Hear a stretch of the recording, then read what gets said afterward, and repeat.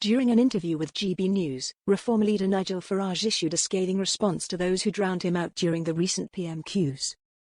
In a new interview with GB News, Reform UK leader Nigel Farage raged at the members of Parliament after he was drowned out by hecklers during Wednesday's PMQs.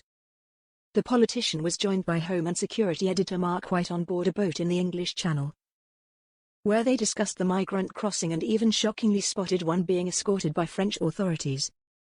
Addressing the steep rise in illegal crossings, Farage said, "They've got to be detained in secure accommodation because frankly, we are putting our nations and our people in peril." This prompted Mark to ask whether the hecklings and his mic problems at Parliament were a cock-up or conspiracy. Farage responded, "They can try and shout me down if they want to. I am just convinced this Parliament is out of touch with where a big majority of the British people are. They are outraged by the unfairness of this, they're outraged by the cost of this. They're beginning to link some of these young men with the crime wave that we're seeing in the country.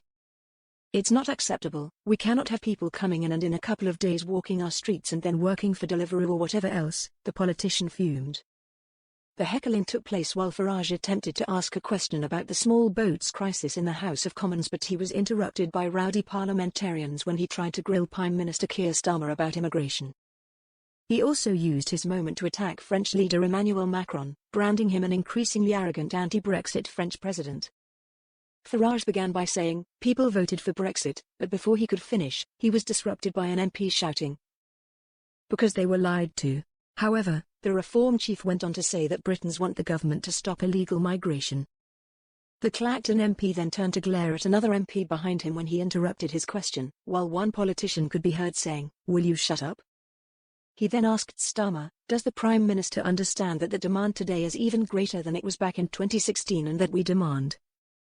The country demands that you say to the French President we will not accept undocumented migrants across the English Channel and that you are not dictated to by an increasingly arrogant anti-Brexit French President."